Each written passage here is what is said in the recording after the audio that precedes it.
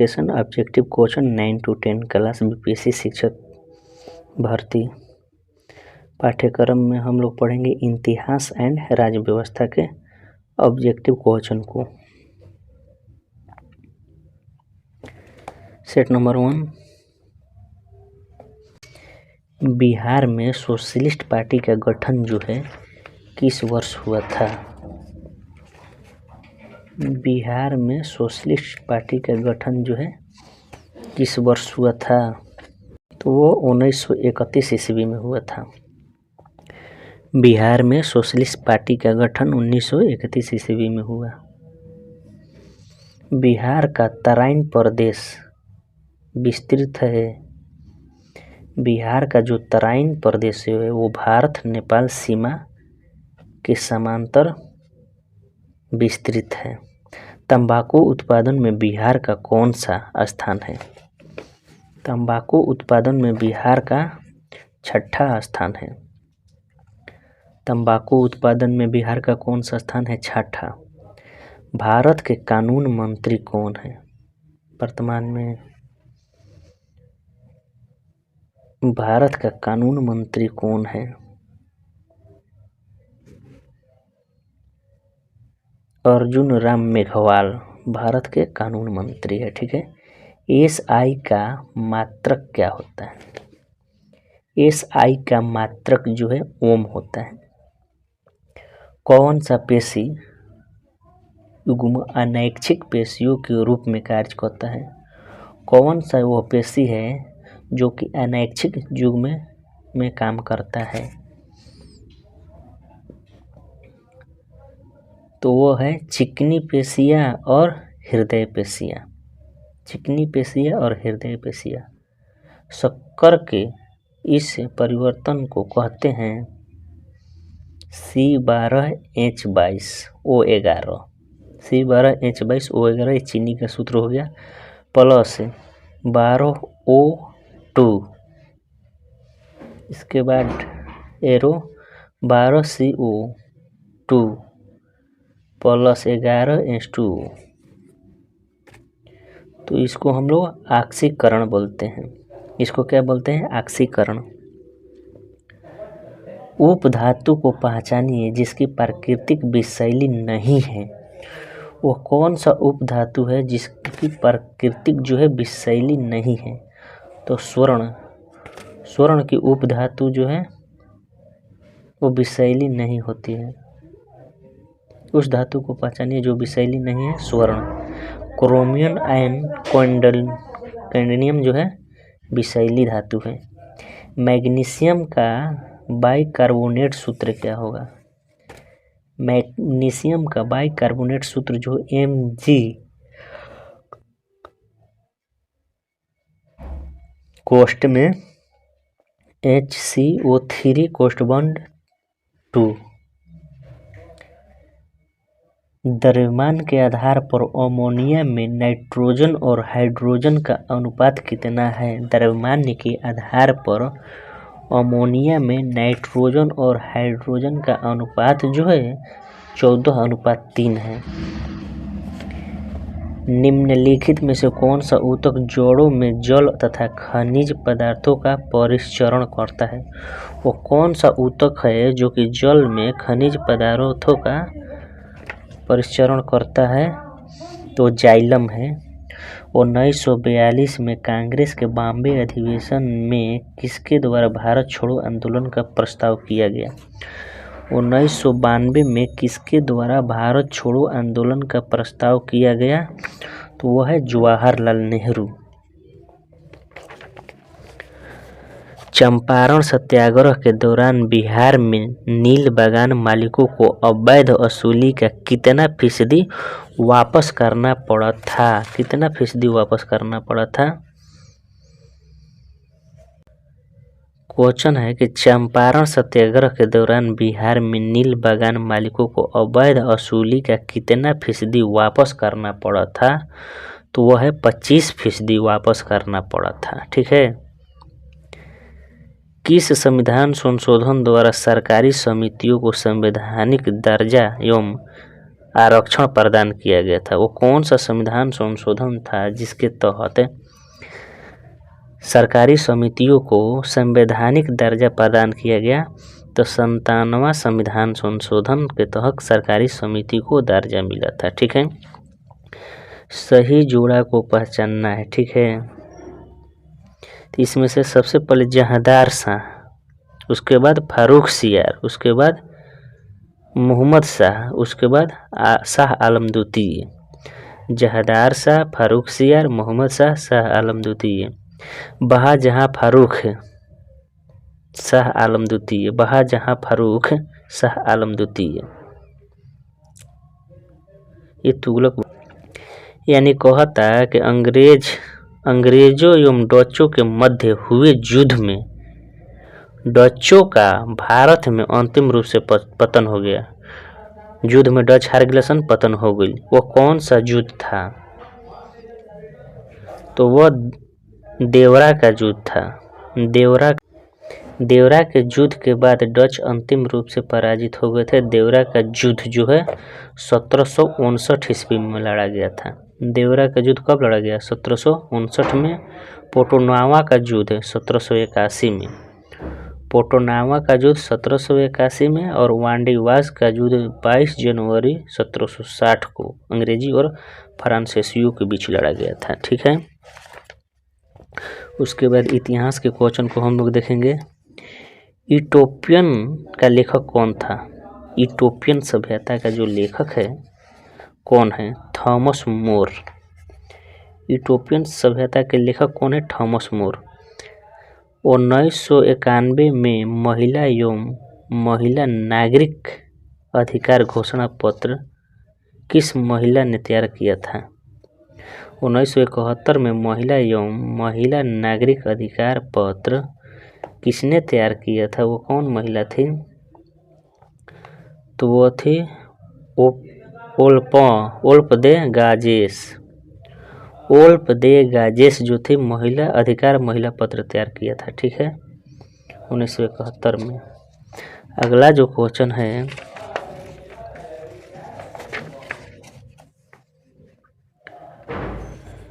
Italy ने आक्रमण कर किस देश को जीत लिया?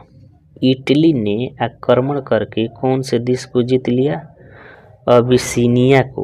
अभी जीता है इटली ने, अभी जीता है किस देश को आक्रमण करके? तो अबिसिनिया को। अबिसिनिया को जीत लिया था 1935 ईस्वी में। मुसोलिनी ने 1922 में रोम पर कब्जा कर लिया था।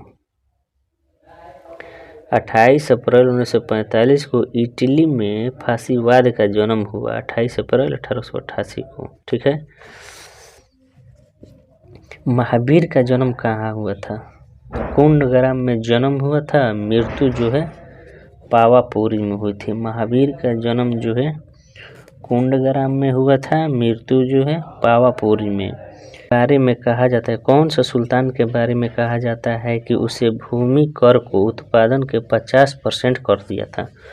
वो कौन सा शासक था जो कि भूमि कर को उत्पादन के 50% कर दिया था? अलाउद्दीन खिलजी। अलाउद्दीन खिलजी अधिकतम भूमि राजस्व लेने वाला सुल्तान शासक था, मुस्लिम शासक था। उसके बाद में किस सुल्तान के दरबार में सबसे अधिक गुलाम थे? किस सुल्तान के दरबार में सबसे अधिक गुलाम थे? तो फिरोज शाह तुगलक। फिरोज शाह तुगलक के दरबार में अधिक गुलाम थे। ठीक है, दीवान ए बंदगाह का गठन उसकी देखभाल के लिए की गई थी, यानी सेना के देखभाल के लिए दीवान ए बंदगाह का गठन किया गया था। दीवान ए खैरात स्थापित किया गया था, जो कि गरीब मुसलमानों, अनाथ एवं विधवाओं को आर्थिक सहायता देता था। दीवान ए खैरात में दिहल जाते रहे सहायता। लेकिन दीवान ए मुखबरात जो है, यह विभाग जो है अलाउद्दीन खिलजी से संबंधित है।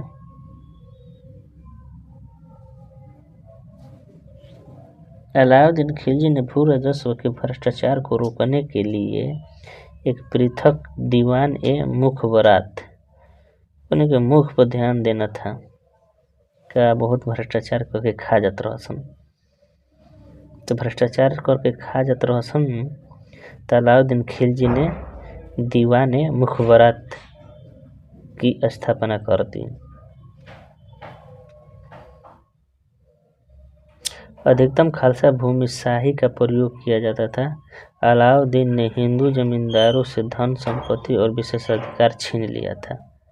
अलाउद्दीन खिलजी ने बाजार नियंत्रण अलाउद्दीन खिलजी ने लगाया था। सर्वोच्च विभाग के दीवान ए रियासत की स्थापना की थी, बाजार पर नियंत्रण रखने के लिए दीवान ए रियासत। ठीक है, अगला जो क्वेश्चन है कि 13वीं से 14वीं शताब्दी में भारतीय कृषक खेती नहीं करता था। का के खेती ना करत रहसन। 13वीं से 14वीं शताब्दी में भारतीय कृषक जो था का चीज का खेती नहीं कर रहा था, तो वो है मक्का की खेती नहीं कर रहा था। दीवाने ए अर्ज रक्षा विभाग था। दीवाने ए अर्ज विभाग की स्थापना बलबन ने किया था। अगला क्वेश्चन जो है कि किस एक को लाला लाजपत राय ने अपनी राजनीतिक गुरु माने थे। लाला लाजपत राय के राजनीतिक गुरु जो था वो कौन था। लाला लाजपत राय के राजनीतिक गुरु इटली के क्रांतिकारी मैजनी को अपनाया था। इटली के क्रांतिकारी मैजनी जो है वो लाला लाजपत राय के गुरु था, और उसी यंग इंडिया पुस्तक जो है मैजनी ने लिखा है। शेर ए पंजाब के नाम से शेर ए पंजाब, जिन्हें पंजाब का शेर लाला लाजपत राय को कहा जाता था।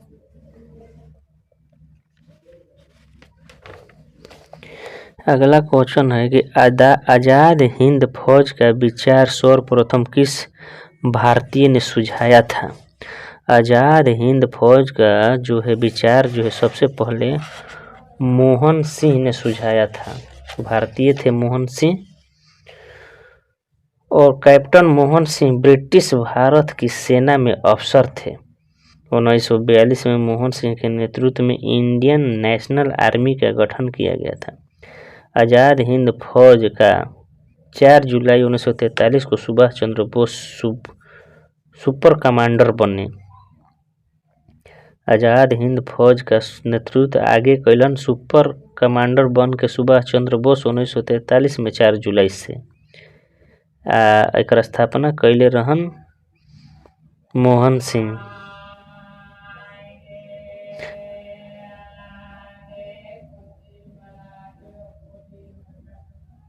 21 अक्टूबर 1943 को सुभाष चंद्र बोस ने सिंगापुर में अस्थायी सरकार की स्थापना की, और 1944 में इम्फाल और कोहिमा का युद्ध लड़ा गया।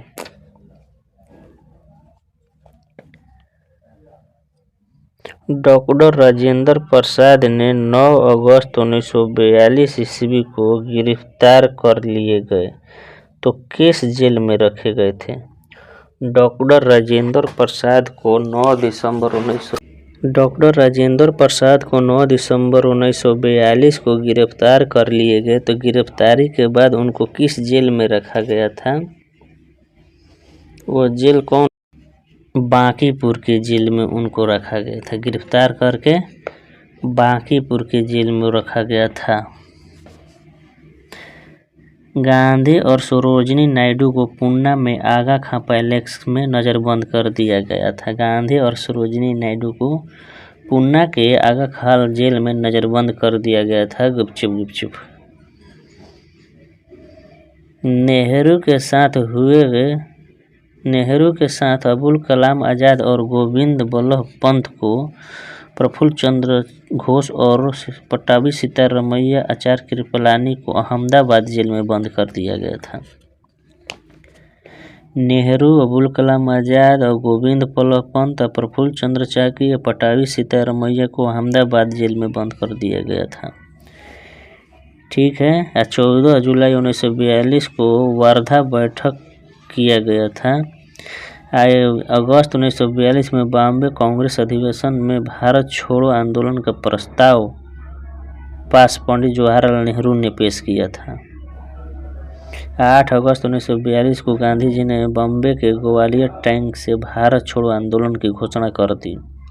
ऑपरेशन 0 आवर के अधीन प्रमुख कांग्रेसी नेताओं को गिरफ्तार कर लिया गया था। प्रमुख कांग्रेसी नेताओं को किस अधिनियम के तहत गिरफ्तार किया गया था? ऑपरेशन 0 आवर के अंतर्गत गिरफ्तार कर लिया गया था। ठीक है। बिहार राज्य के किस आंदोलन ने दूसरी जंग-ए-आज़ादी कहा गया है? बिहार राज्य के किस आंदोलन को दूसरी जंग-ए-आज़ादी कहा गया है? तो संपूर्ण क्रांति को जंग-ए-आज़ादी कहा गया है। 5 जून 1974 को जयप्रकाश नारायण ने संपूर्ण क्रांति का नारा दिया था। संपूर्ण क्रांति को सप्त क्रांति के नाम से भी जानते हैं, जैसे कि राजनैतिक, आर्थिक, सामाजिक, सांस्कृतिक, बौद्धिक और शैक्षणिक और आध्यात्मिक का इसमें पालन करना था। संपूर्ण क्रांति में जेपी आंदोलन का नारा था, जात पात तोड़ो, तिलक दहेज छोड़ दो, समाज के प्रभाव को नई दिशा में मोड़ दो। जात पात को तोड़ो, तिलक दहेज को छोड़ दो और समाज के प्रवाह को नई दिशा में जोड़ो। ये संपूर्ण क्रांति के नारा था जयप्रकाश नारायण के। रामधनी दिनकर का द्वारा लिखी गई पुस्तक जो है सिंहासन खाली करो कि जनता आती है। सिंहासन खाली करो और जनता आती है। रामधारी दिनकर लिख ले रहा, रामधारी सिंह दिनकर। जेपी आंदोलन का परिणाम 1977 में प्रथम गैर कांग्रेसी सरकार का गठन हुआ था। ठीक है। जहांगीर का समकालीन वह इतिहासकार जिसने बिहार में पटना में अपने प्रसिद्ध ग्रंथ दब्दिस्ताने मजाबिब की रचना की थी। दब्दिस्ताने मजाबिब की रचना किसने की थी? तो वो है महसिन फनी ने रचना की थी। अकबर ने 1508 ईस्वी में बिहार को एक नए प्रांत का दर्जा दिया। अकबर ने 1580 ईस्वी में बिहार को नए प्रांत का दर्जा दिया। बिहार के प्रारंभिक सूबेदार मान सिंह सबसे प्रसिद्ध सूबेदार थे। सिखों के 9वें गुरु श्री तेज बहादुर का बिहार में दर्पण किस शताब्दी के उत्तरार्ध में हुआ था? सिखों के 9वें गुरु तेज बहादुर बिहार के दर्पण किस शताब्दी में हुआ था? तो 17वीं शताब्दी में हुआ था। 17वीं शताब्दी में दर्पण हुआ बिहार के 9वें सिख गुरु तेज बहादुर को। गुरु जी देवी के गर्भ से 26 दिसंबर 1666 को गुरु गोविंद सिंह का जन्म हुआ था। गुरु देवी के गर्भ से 26 दिसंबर 1666 को गुरु गोविंद सिंह का जन्म हुआ था। गर्भवती होने के कारण इनकी पत्नी गुरु जी देवी पटना में रुकी थी, जो सिखों के 10वें गुरु कहलाए गुरु गोविंद सिंह। 4 वर्ष की आयु में पंजाब के आनंदपुर चले गए थे। पटना सिखों का एक महत्वपूर्ण धार्मिक स्थल है। 350 में जन्म महोत्सव प्रकाश वर्ष का आयोजन पटना में बिहार सरकार द्वारा किया गया था। 350वें जन्म महोत्सव प्रकाश वर्ष जो है बिहार के पटना में मनाया गया था गुरु गोविंद सिंह की जन्म दिवस।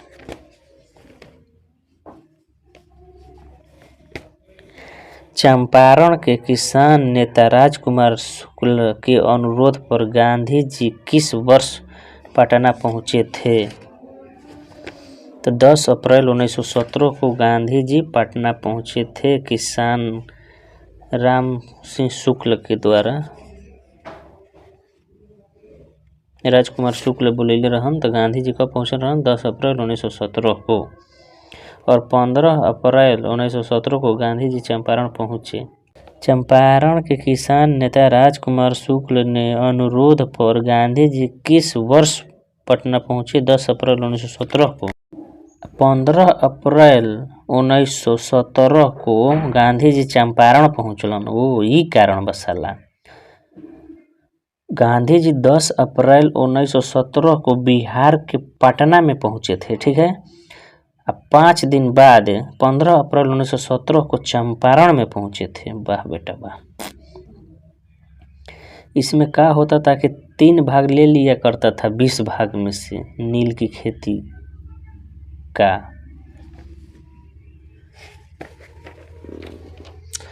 अब ये राज्य व्यवस्था, इसमें राज्य यानी राजनीतिक शास्त्र को देखेंगे। संप्रभुता राज्य की पूर्णतः है, क्या है? संप्रभुता जो है ना राज्य की पूर्णतः है।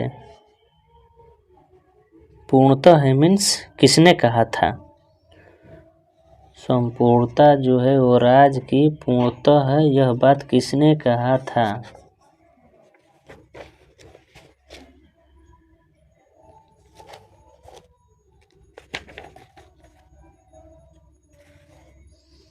जी बोंधा ने कहा था। संपूर्णता राज्य की पूर्णतः है, यह कथन जी बोधा ने कहा था। यह फ्रांसीसी विद्वान जी बोधा सर्वप्रथम संपूर्णता शब्द का प्रयोग किया था।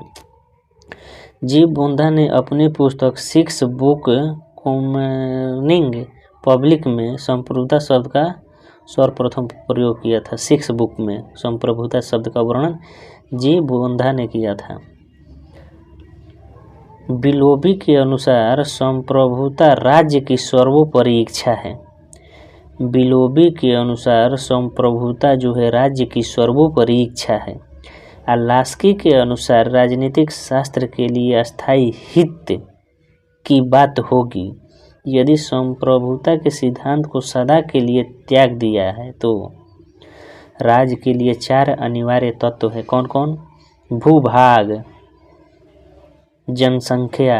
भूभाग पर क्या रहेगा? जनसंख्या। जनसंख्या होगा तो क्या होगा? सरकार बनेगी। सरकार बनेगी तो संप्रभुता। ये 4 गो तत्व है राज्य के। पंचायत समिति का प्रधान कौन होता है? मुखिया। पंचायत समिति के प्रधान का चुनाव कैसे होता है? पंचायत समिति के सदस्यों द्वारा चुनाव होता है, ठीक है। कल्याणकारी राज्य मूलतः संश्लेषण है कैसे? कल्याणकारी जो राज्य है वो मूलतः संश्लेषण है कैसे? तो वो उदारवाद और समाजवाद का संश्लेषण है। कल्याणकारी राज्य जो है उदारवाद और समाजवाद का संश्लेषण है। राज्य प्रशासन जो लोक के कल्याणकारी राज्य पर आधारित है। राज्य का प्रशासन जो है ना और लोक के कल्याणकारी राज्य पर आधारित है, ठीक है। लोक कल्याणकारी राज्य का सिद्धांत जो है ना यह व्यक्तिवादी और समाजवादियों ने दिया है। लोक कल्याणकारी राज्य का सिद्धांत जो है व्यक्तिवाद और समाजवादियों ने दिया है। कल्याणकारी राज्य के सिद्धांत का समर्थन ब्रिटेन के बेवरिज रिपोर्टर ने किया था। कल्याणकारी राज्य के सिद्धांत का समर्थन जो है ना वह ब्रिटेन के बेवरिज रिपोर्टर ने किया था, ठीक है। कल्याणकारी राज्य के अंतर्गत उदारवादी संस्थाओं एवं क्रियाओं का भी प्रयोग किया गया है। संविधान के भाग 4 में नीति निर्देशन तत्व का तो कल्याणकारी राज्य की अवधारणा का उल्लेख है, जिसे हम लोग वैज्ञानिक समाजवाद का जनक कहते हैं, कार्ल मार्क्स को कहते हैं, ठीक है। संसद में भारतीय राष्ट्रपति पर महाभियोग की प्रक्रिया कैसी प्रक्रिया है? संसद में भारतीय राष्ट्रपति पर महाभियोग की जो प्रक्रिया है वह कैसी प्रक्रिया है? तो वह एक अर्ध न्यायिक प्रक्रिया है। अर्ध न्यायिक प्रक्रिया है। वह अनुच्छेद कौन सा है? 61 है। 61 अनुच्छेद है। भारतीय राष्ट्रपति पर महाभियोग जो है ना, वह अर्ध न्यायिक प्रक्रिया है। ठीक है। केंद्र और राज्यों के बीच शक्तियों के वितरण के लिए भारत का संविधान 3 सूचियों को प्रस्तुत करता है।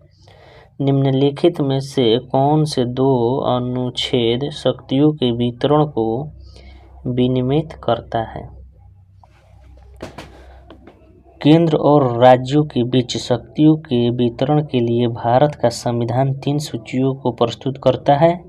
निम्नलिखित अनुच्छेदों में से कौन से 2 अनुच्छेद हैं जो शक्तियों के वितरण को विनिमय करता है?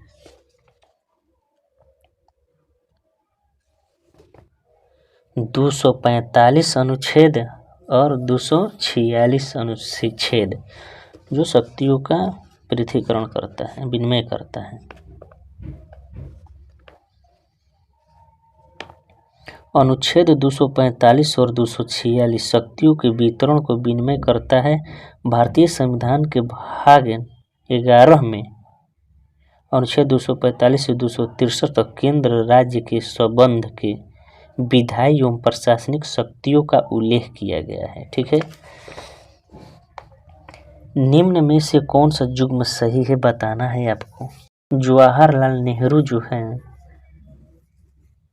मार्क्स, गांधी एंड सोशलिज्म पुस्तक लिखे हैं। जवाहरलाल नेहरू जो है मार्क्स, गांधी एंड सोशलिज्म पुस्तक लिखे हैं। तो हाँ, ये पुस्तक गांधी जी ने नहीं लिखा है। Ram Manohar Lohia will to power Ram Manohar Lohia ने लिखा है। सही बात है। M.K. गांधी हिंद स्वराज पुस्तक लिखे हैं। तो लिखे हैं। दास कैपिटल कार्ल मार्क्स लिखा है पुस्तक, तो लिखा है। ठीक है। Marks and Gandhi and socialism जो पुस्तक है ये किसने लिखा है? अमिताभ भट्ट ने लिखा है। महात्मा गांधी द्वारा लिखी गई जो पुस्तकें हैं ना, हिंद स्वराज है, द सोशलिस्ट गांधी है, थॉप वे टू गार्ड है, द वंडर्स ऑफ गांधी है, ऑन मेल आर ब्रदर्स है। गांधी द्वारा लिखी गई पुस्तक है। दास कैपिटल पुस्तक की रचना कार्ल मार्क्स और फ्रेडरिक एंगेल्स ने किया था। Karl Marx and Friedrich Engels ने दास कैपिटल पुस्तक लिखी थी। बनारस यानी हिंदू, बनारस हिंदू पुस्तक है। इतिहास चक्र पुस्तक है। द विल्स पुस्तक है। द विल्स ऑफ हिस्ट्री है। भारत विभाजन के गुनहगार पुस्तक है। ये सब राम मनोहर लोहिया ने लिखा है। राम मनोहर लोहिया द हिंदू बनाम हिंदू राम मनोहर लोहिया लिखा है। इतिहास का चक्र राम मनोहर लोहिया लिखा है। The will of history Ram Manohar Lohia लिखा है। विभाजन के गुनहगार राम मनोहर लोहिया लिखा है। ठीक है। अगला जो क्वेश्चन है,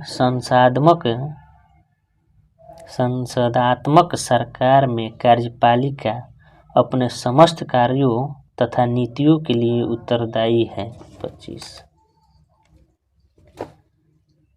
विधायिका के प्रति। संसदात्मक जो सरकार है न, वह कार्यपालिका अपने समस्त कार्यों एवं नीतियों के लिए किसके प्रति उत्तरदायी है? तो विधायिका के प्रति उत्तरदायी है।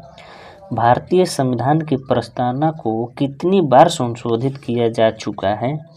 भारतीय संविधान की प्रस्तावना को कितने बार संशोधित किया जा चुका है? तो वह 1 बार संशोधित किया जा चुका है। 42वां संविधान संशोधन 1976 में इसमें क्या किया गया, समाजवाद, धर्मनिरपेक्ष और अखंडता शब्द को जोड़ा गया है।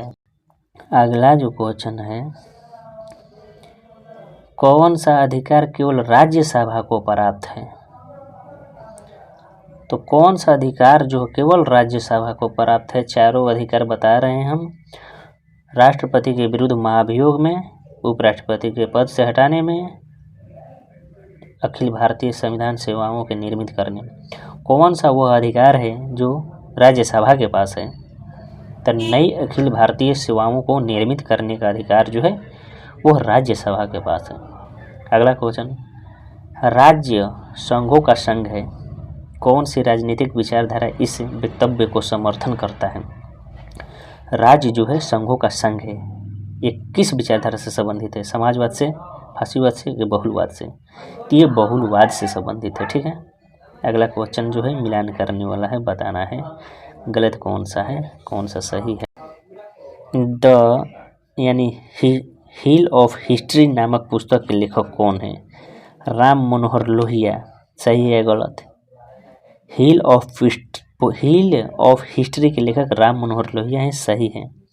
ऑन टू द लास्ट पुस्तक के लेखक कौन है? जॉन एरिकन। ऑन टू द लास्ट पुस्तक के लेखक है जॉन एरिकन। सही है। डेमोक्रेटिक थ्योरी पुस्तक के लेखक कौन है?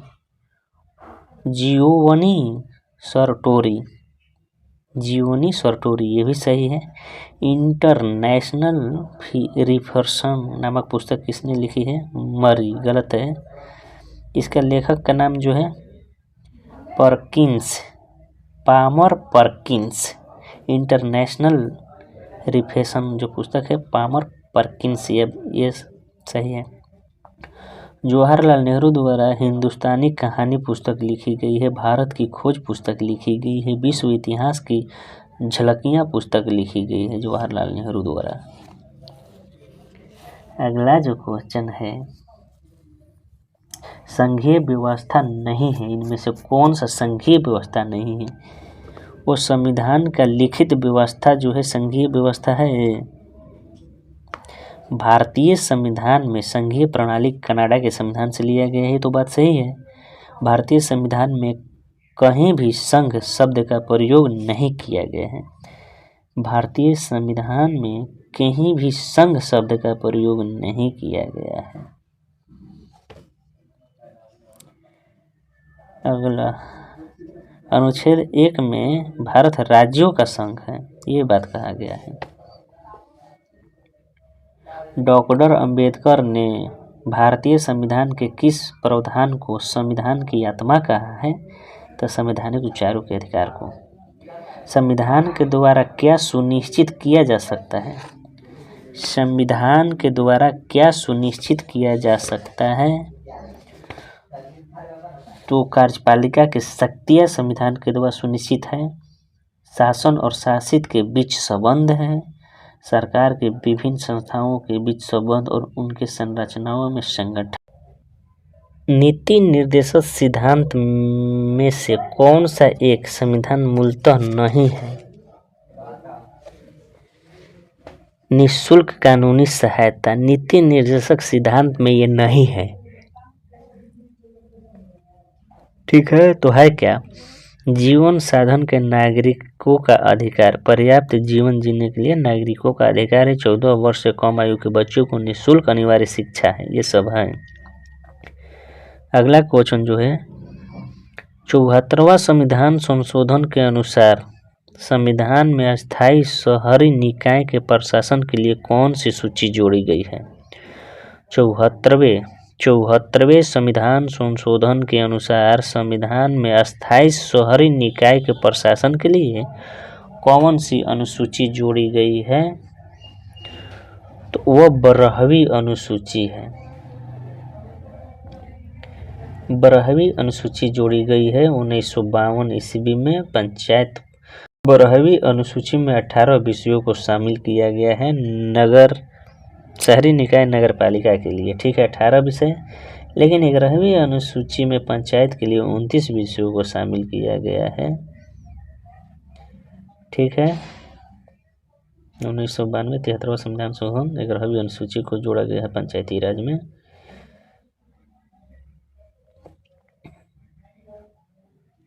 और 74वां संविधान संशोधन में 12वीं सूची को जोड़ा गया है, जिसमें से 18 विषयों को उनमें वर्णित किया गया है। 73वां 74वां संविधान संशोधन के समय भारत के प्रधानमंत्री कौन थे? ये बात सही है। 73वां 74वां संविधान संशोधन के समय भारत का प्रधानमंत्री जो है ना, वो पीवी नरसिंह राव है। शंघाई कोऑपरेशन ऑर्गेनाइजेशन की स्थापना कब हुई? शंघाई कोऑपरेशन ऑर्गेनाइजेशन की स्थापना जो है कब हुई? 2001। भारतीय संविधान की किस अनुसूची में राज्य व केंद्र शासित प्रदेशों और उनके अधिक्षेत्रों की सूची शामिल है? तो पहली अनुसूची है।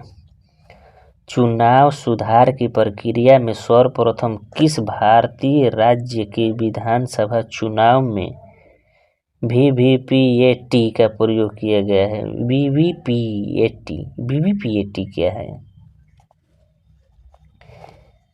तो वो किस चुनाव में किया गया है? तो नागालैंड के चुनाव में किया गया। नागालैंड का